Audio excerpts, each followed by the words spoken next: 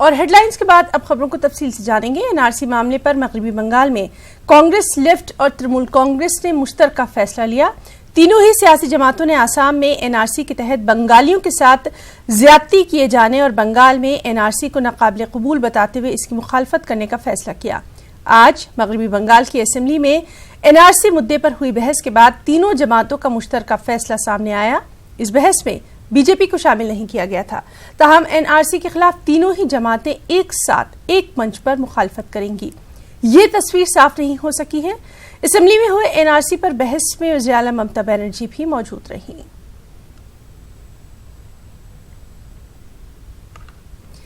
ادھر آسام کے سابق وزیر اعلیٰ ترون گوگوئی نے این آر سی کی حتمی فہرست پر ناراضگی کا اظہار کیا۔ انہوں نے سی جے آئی کو خط لکھا ہے۔ ترون گوگوئی نے این آر سی کوآرڈینیٹر پر فرائض صحیح طریقے سے ادا نہ کرنے کا الزام لگایا۔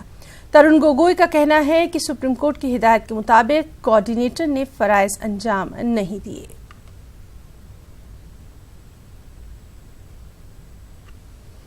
آسام کی طرز پر یو پی میں بھی این آر سی لاگو کرنے کے مقامی بی جے پی رکن اسمبلی کے مطالبے پر میرٹھ کے دانشور طبقے نے رد عمل کا اظہار کیا۔ مسلم دانشوروں کے مطابق اس طرح کے غیر ضروری مدعے اٹھا کر بی جے پی لیڈر مسلم طبقے پر دباؤ بنانے اور عوام کو اصل مدعوں سے بھٹکانے کی کوشش کر رہے ہیں۔ واضح ہے کہ میرٹھ کے کینٹ اسمبلی حلقے سے رکن اسمبلی ست پرکاش اگروال نے آسام کی طرز پر یو پی میں بھی این آر سی لاگو کرنے کا مطالبہ کیا۔ ست پرکاش اگروال نے وزیر داخلہ کو خط لکھا اور میرٹھ شہر اور جنوبی اسمبلی حلقے میں جھگی جھوپڑیوں میں رہنے والے غیر مقامی مسلم کامگاروں کا حوالہ دیتے ہوئے بنگلہ دیش سے آنے والے گھسپیٹھیوں کا ذکر کیا، جن کی وجہ سے یو پی میں آبادی، روزگار اور معاشی اعتبار سے توازن بگڑ رہا ہے۔ یو پی کی بات نہیں کرتے، ہم تو پورے ہندوستان کی کرتے ہیں، جتنے صوبے تمام کی کرتے ہیں۔ ان کو سب کو این آر سی کرانا ہے تو سارے ملک کے جتنے اسٹیٹس سب میں کرام ہے نا، سب چیز کلیئر سب کے سامنے آ جائے گی۔ ہندوستان کا مسلمان سب جتنا ہے یہاں کا مول نواسی ہے اصل، اس لیے ہمیں کہ مسلمانوں کو کوئی ڈر نہیں ہے، کوئی خطرہ نہیں ہے۔ ان لوگوں کا مشن یہ بنا ہے کہ ان مسلمانوں کو جو ہے ہر وقت پریشانی میں مبتلا رکھنا ہے۔ نہ آسام کی گورنمنٹ خوش ہے، نہ وہاں کے مسلمان خوش ہیں، تو اس کا مطلب ہے کہ جو رپورٹ بنی ہے وہ بھی صحیح نہیں ہے۔ کئی کیسز ایسے آئے ہیں جن کے باپ دادا وہاں رہتے چلے آئے، ان کی اولادیں بھی سرکاری نوکری کر رہی ہیں، 40 سال سے ان کے باپ دادا نوکری سرکاری کر چکے، ان کا بھی نام این آر سی میں نہیں آیا۔ اب یہ مانگ اٹھ رہی ہے کہ صاحب اسے یو پی میں بھی لاگو کیا جائے اور دوسرے اسٹیٹ میں بھی لاگو کیا جائے۔ جو بارڈر اسٹیٹ ہے وہاں پہ تو یہ ہوتا ہے کہ جیسے بنگلہ دیش کے آدمی آ گئے، آسام میں آ گئے یا سکم میں ادھر سے آ گئے، تو وہاں تو یہ این آر سی ٹھیک تھی، لیکن اب پورے ہندوستان میں یا یو پی اسٹیٹ میں یا دلی میں ایسے کریں تو میں سمجھتا ہوں اس کی ضرورت تو کچھ ہے نہیں۔ یہ تو اناوشک روپ سے لوگوں کو پریشان کرنا ہے اور لوگوں کی ہیڈک بڑھانی ہے۔ ایم آئی ایم اور ونچت اگاڑی کا اتحاد ٹوٹ گیا ہے۔ ایم آئی ایم اور ونچت اگاڑی اب اسمبلی چناؤ ایک ساتھ نہیں لڑیں گے۔ مہاراشٹر کی سیاست میں اس اتحاد کو کافی اہم مانا جا رہا تھا۔ این اسمبلی چناؤ سے پہلے اتحاد کے ٹوٹ جانے کی رکن پارلیمنٹ امتیاز جلیل نے تصدیق کر دی ہے، حالانکہ امتیاز جلیل نے اس پر کچھ بھی رد عمل ظاہر کرنے سے انکار کر دیا۔ وہیں ونچت اگاڑی کی طرف سے جاری لیٹر میں اتحاد کے خاتمے کی بات سے صاف طور پر انکار کیا گیا ہے۔ ایودھیا معاملے کی سنوائی کے دوران عرضی گزار گوونداچاریہ کے وکیل وکاس سنگھ نے سپریم کورٹ سے سماعت کی لائیو اسٹریمنگ کا مطالبہ کیا۔ انہوں نے کہا کہ سپریم کورٹ کا ہی لائیو اسٹریمنگ کا حکم ہے، اگر کسی وجہ سے یہ ممکن نہیں ہوا تو کم سے کم آڈیو ریکارڈنگ اور ٹرانسکرپشن شروع کر دینا چاہیے۔ سماعت کی لائیو اسٹریمنگ کا معاملہ چیف جسٹس کے پاس بھیج دیا گیا ہے، جس پر 11 ستمبر کو سنوائی ہونا ہے۔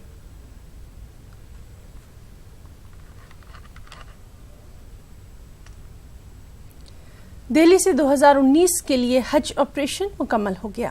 حج آپریشن کو کامیابی کے ساتھ پورا کرنے میں G M R airport authority, security officer سے لے کر کئی ایجنسیاں اپنی ذمہ داری بخوبی نبھاتے رہے۔ اسی کے مد نظر Indira Gandhi international airport terminal 2 پر ایجنسیوں کے کام اور ان کی خدمات کے اعتراف میں خاص پروگرام کا انعقاد کیا گیا۔ इस प्रोग्राम में एयरपोर्ट अथॉरिटी के लोगों के साथ साथ हज कमेटी ऑफ इंडिया के दिल्ली हज ऑपरेशन कोऑर्डिनेटर मोहम्मद इरफान अहमद भी शामिल हुए। इस मौके पर इस बात का एतराफ़ किया गया कि हज फ्लाइट्स के औकात में एयर इंडिया की तरफ से कई खामियां रहीं, जिन्हें अगले साल दूर करने की हर मुमकिन कोशिश की जाएगी। हमारे दिल्ली एम्बार्केशन पॉइंट से हाजी जो है माशाल्लाह सफ़र हज पर गए और वहाँ से बहुत ही कामयाबी के साथ पूरी दुआ करके अपने घरों को वापस चले गए हैं। इसमें नो डाउट कि थोड़ा एयर इंडिया से हमें परेशानी हुई, तो उसी के मद्देनजर रखते हुए आज हमने उनको वहाँ इन्वाइट भी नहीं किया था कि अगर हमारे किसी ऑपरेशन में उनकी तरफ से कमी रही तो हम उन्हें कैसे एक्सीलेंस सर्टिफिकेट दे सकते हैं। तो हमने एयर इंडिया को यहाँ पर मदऊ नहीं किया था और हम एयर इंडिया से लगातार संपर्क में हैं। और जो कॉन्सुलेट जनरल वाली आपने बात की है, तो वो लगातार जो है वो एकदम ग्राउंड जीरो पर रहकर ही काम करते हैं और छोटी मोटी परेशानी होती हैं। ये हज है, हज तो परेशानी का ही नाम है, लेकिन उस तरीके की परेशानी इस साल नहीं हुई है। अगर इस तरीके के कहीं पर कहीं कोई प्रॉब्लम अगर आई है, कहीं कोई खामी रही है, तो अगले आने वाले 2020 वाला जो हमारा हज होगा और एकदम जो है हम इको फ्रेंडली करेंगे, जीरो टॉलरेंस पे करेंगे। हमदर्द यूनिवर्सिटी को इंस्टीट्यूट ऑफ एमिनेंस का दर्जा दिया गया है। जामिया हमदर्द वाहिद ऐसा अक़लियती इदारा है जिसे ये मुकाम हासिल हुआ और इस मौके पर हमदर्द यूनिवर्सिटी के vice chancellor professor Ehtesham Hussain ने बेहद खुशी का इजहार किया। हमारे साथी खुर्रम शहजाद ने vice chancellor professor Ehtesham Hussain से खास बातचीत की। भारत सरकार ने इंस्टीट्यूशंस ऑफ एमिनेंस का ऐलान कर दिया है। इसके तहत 10 इदारे आने थे। ख़ास बात यह है कि 5 बड़ी यूनिवर्सिटियां हैं जिनका ऐलान किया गया है, लेकिन उससे भी ख़ास बात यह है कि प्राइवेट यूनिवर्सिटी के तहत जामिया हमदर्द को इस कैटेगरी के तहत मुंतखब किया गया है। हमारे साथ यूनिवर्सिटी के vice chancellor professor Ehtesham Hussain साहब मौजूद हैं। सर, आपको बहुत बहुत मुबारक हो। बहुत बड़ी एक कहना चाहिए कि लंबी छलांग है। बहुत बहुत शुक्रिया। इट इज़ इंडीड, और इसका क्रेडिट मैं पूरे यूनिवर्सिटी को देता हूँ। मेरा इसमें कोई रोल नहीं है। My role has only been to act as a catalyst. ये यूनिवर्सिटी ऑलरेडी बड़ी अच्छी थी। मैंने जब ज्वाइन किया था तभी मैंने कहा था we are a sleeping tiger, the tiger only needs to be woken up and we are trying to wake up the tiger. That is what I am doing. ये बड़ी अच्छी खबर है। It's a very good. Also इसलिए भी अच्छी है कि ये हम लोग वाहिद माइनॉरिटी इंस्टीट्यूशन उभर के आए हैं। पूरे इंडिया में बहुत सारे माइनॉरिटी इंस्टीट्यूशन हैं। मुस्लिम माइनॉरिटी हैं, सिख माइनॉरिटी हैं, क्रिश्चियन माइनॉरिटी हैं। किसी को ये खिताब नहीं दिया गया, ये सिर्फ जामिया हमदर्द को दिया गया और हमें 5वें नंबर पर रखा गया है। प्राइवेट यूनिवर्सिटीज़ जितनी सारी इंडिया में 550 से ऊपर हैं। देखा जाए तो दिल्ली यूनिवर्सिटी है, इसमें बनारस हिंदू यूनिवर्सिटी है। वो जो कद है, एक बहुत बड़ा कद, वहाँ तक अब जामिया हमदर्द पहुँच गया है। जी, उनका अलग कैटेगरी में दिया गया है और हमें अलग कैटेगरी में दिया गया है। उनको दिया गया है जो पब्लिकली फंडेड, जिनको टैक्स पेयर का मनी से जो यूनिवर्सिटी चलाई जाती हैं, उस कैटेगरी में 10 को दिया गया। हमने देखा कि जामिया हमदर्द की जो क्वालिटी एजुकेशन है, चाहे मेडिकल की बात हो या फार्मेसी की बात हो, 11वें नंबर पर मेडिकल का पिछली बार आया था। जिस तरह से पूरे भारत में, पूरे मुल्क में इसको चुना गया था, अब एमिनेंस में आए हैं। किस तरह से आगे अब काम करेंगे, क्योंकि बहुत क्वालिटी एजुकेशन को लेकर के सरकार ने एक तरह की बहुत बड़ी मान्यता दी है।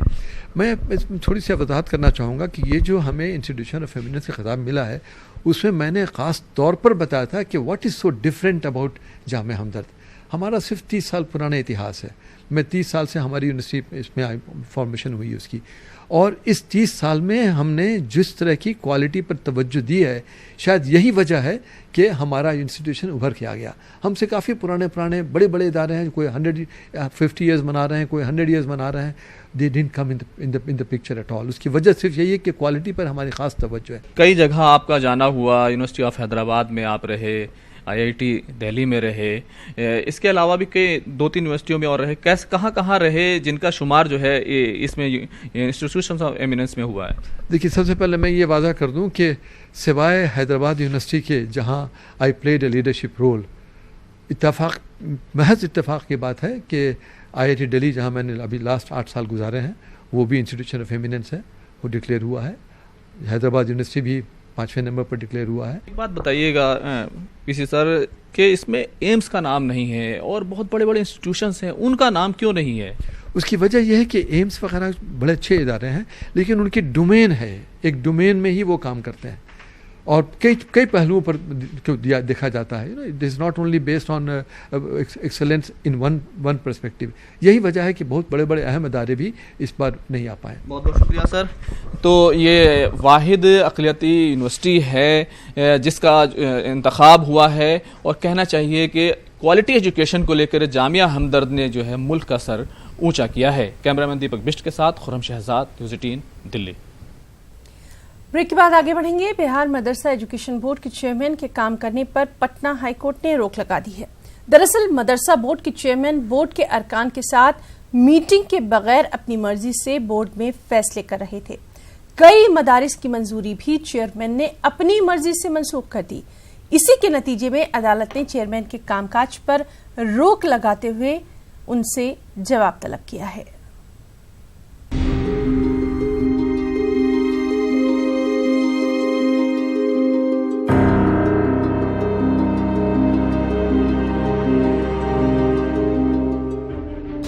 بہار مدرسہ ایجوکیشن بورڈ کے چیئرمین کے کام پر روک. پٹنہ ہائی کورٹ نے لگائی روک. چیئرمین نے ایک مدرسے کی منظوری کو اپنی مرضی سے کیا رد. عدالت نے 24 ستمبر تک چیئرمین سے مانگا جواب. مدارس منتظمین نے عدالت کے فیصلے کا کیا خیر مقدم. بہار مدرسہ ایجوکیشن بورڈ کے چیئرمین عبدالقیوم انصاری نے بورڈ کے چیئرمین کا عہدہ سنبھالتے ہی اپنی مرضی سے بورڈ کو چلانے کی کوشش شروع کر دی تھی. چیئرمین نے بورڈ کے ارکان کے ساتھ میٹنگ کے بغیر کئی فیصلے لیے جس پر کافی تنازع ہوا. اسی درمیان دربھنگہ کے ایک مدرسے کی منظوری چیئرمین نے اپنی مرضی سے منسوخ کر دی تھی. معاملہ عدالت میں پہنچا اور عدالت نے 3 جولائی 2019 تک بورڈ کے ارکان کے ساتھ میٹنگ کر کے اس پر فیصلہ لینے کی ہدایت دی تھی. چیئرمین نے عدالت کے حکم کی تعمیل نہیں کی تھی, جس کے نتیجے میں چیئرمین کے کام پر عدالت نے روک لگا دی ہے. اس معاملے پر کانگریس لیڈر عزمی باری نے کچھ یوں رد عمل ظاہر کیا ہے. مدرسہ بورڈ جب سے وہ بنے ترقی کے راستے پر جانے کے بجائے تنزلی کے راستے پر جانے لگا, اور یہ حالت ہو گئی کہ اب مدرسہ بورڈ میں کوئی جاتا نہیں ہے, مدرسے کا نام نہیں لیتا. ہر جگہ مدرسے میں ایک انارکی ہے, ماحول ہے, غلط طریقے کے فیصلے ہو رہے ہیں. اس لیے ہم جو کورٹ نے فیصلہ کیا ہے, دیا ہے, ججمنٹ دیا ہے, میں اس کا خیر مقدم کرتا ہوں. یہ ضروری تھا, اور مجھے آنے والے دنوں میں امید ہے کہ کوئی اچھا چیئرمین آئے گا اور وہ اچھا کام کرے گا. امارت شریعہ بہار نے بھی اس پر اپنا رد عمل ظاہر کیا ہے. امارت شریعہ کے مطابق قانون کے مطابق چیئرمین کو کام کرنا چاہیے تھا. امارت کا کہنا ہے کہ چیئرمین کے اس طرح کے فیصلوں سے مدرسہ بورڈ کے وقار کو نقصان پہنچا ہے. بورڈ میں جو پہلے سے قانون بنا ہوا ہے, بورڈ کی بیٹھک کر کے فیصلے لینے کا, اس پر عمل نہیں ہو رہا تھا. اور وہی وجہ تھی کہ بعض مدرسے والے ہائی کورٹ میں گئے تھے, اور ہائی کورٹ نے اس بارے میں خصوصی آدیش دیا تھا. اور یہ ہم لوگوں کے لیے بڑے دکھ کی بات ہے کہ مدرسہ بورڈ کے چیئرمین نے اس آدیش کے حساب سے کام نہیں کیا, جس کی وجہ سے ان کے کام کرنے پر پابندی کی خبر آئی ہے. اس سلسلے میں مدرسہ بورڈ کے چیئرمین سے رابطہ کرنے کی کوشش کی گئی, لیکن ان سے رابطہ نہیں ہو سکا. عدالت نے 24 ستمبر تک چیئرمین سے جواب مانگا ہے. مدرسے سے جڑے لوگوں نے عدالت کے فیصلے کا خیر مقدم کیا ہے. نیوز 18 اردو کے لیے پٹنہ سے محفوظ عالم کی رپورٹ. عابدہ انعامدار سینئر کالج اور ZVM کالج کے مشترکہ بینر تلے پونے اعظم کیمپس میں خاص سیمینار کا انعقاد کیا گیا. اردو ادب اور واقعات کربلا کے عنوان سے منعقدہ سیمینار میں ممتاز دانشوروں نے شرکت کی اور اردو ادب میں سرکار سید شہداء اور اصحاب وفا کے واقعات کو اردو ادب کی روشن تاریخ کا حصہ قرار دیا. ایک رپورٹ.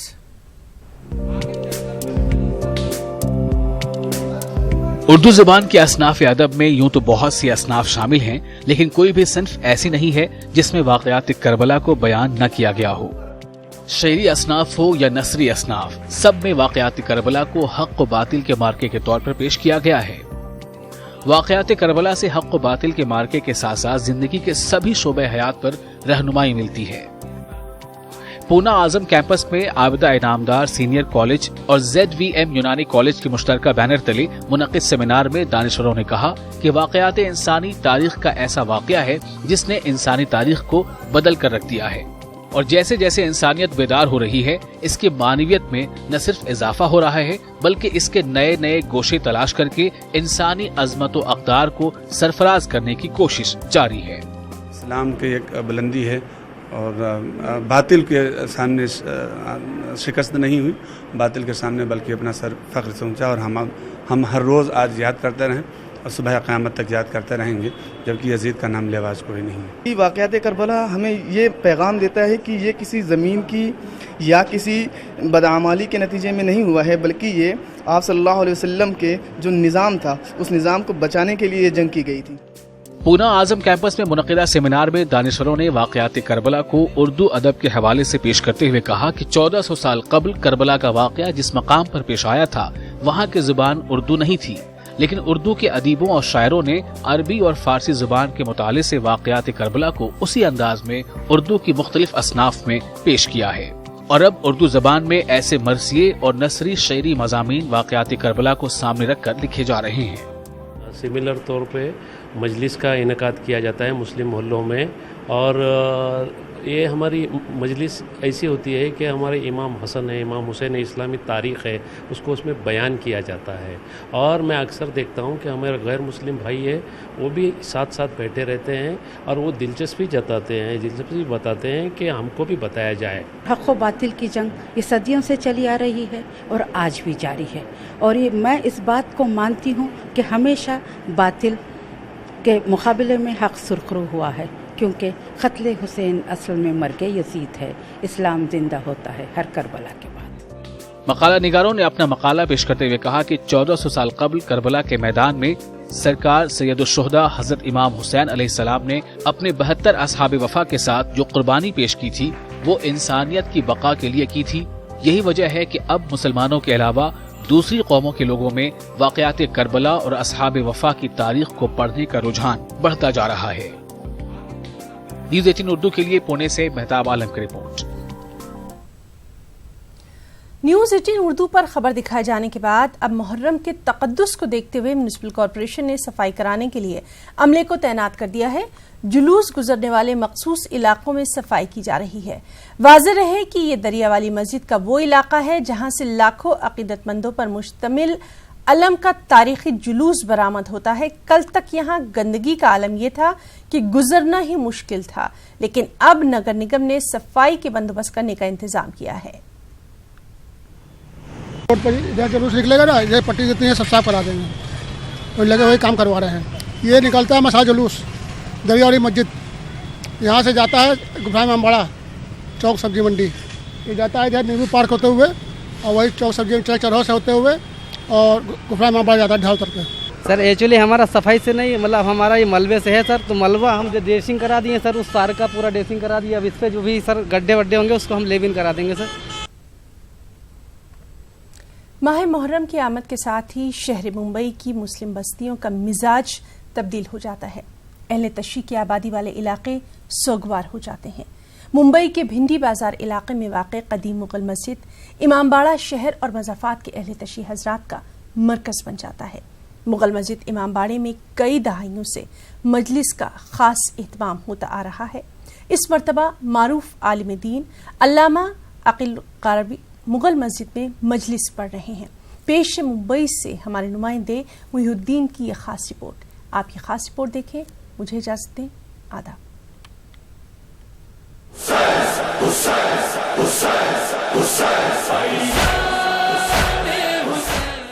ممبئی میں بڑے ہی تزک و احتشام کے ساتھ محرم منایا جاتا ہے.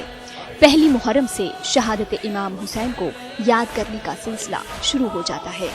ممبئی کے قدیم مغل مسجد امام باڑہ میں بڑی تعداد میں اہل تشیع حضرات جمع ہوتے ہیں اور پہلی محرم سے شام غریباں تک مجلس ماتم، سبیل، تبرک اور ماتم کا اہتمام کیا جاتا ہے. مجلس کو سننے کے لیے دور دور سے لوگ مغل مسجد امام باڑہ کا رخ کرتے ہیں. مولانا مرزا اطہر علی صاحب نے مغل مسجد میں 58 سال تک مجلس پڑھی. ان کے انتقال کے بعد اس خلا کو پور کرنے کا ذمہ معروف عالم دین علامہ عقیل الغراروی کے سپرد کیا گیا ہے. مغل مسجد مجلس کے ذریعے عقیل الغراروی ایثار و قربانی اور علم و عمل کا پیغام دے رہے ہیں. 24 گھنٹے دنیا میں کہیں نہ کہیں یا حسین کی صدا بلند ہو رہی ہے اور مجلس عزا یا ماتم یا نوحے یا مرثیے یا ذاکری کا سلسلہ جاری ہے، اور یہ صرف اہتمام الہی میں ہے۔ وہ انسان سعادت مند ہیں جو امام حسین کو یاد کرتے ہیں اور ان کی قربانی کا ذکر کرتے ہیں۔ ماہ محرم میں شہر کے مختلف علاقوں میں جلسے اور عزاداری کا اہتمام کیا جاتا ہے اور شہادت حسین و اہل بیت کی قربانی کو عوام تک پہنچایا جاتا ہے۔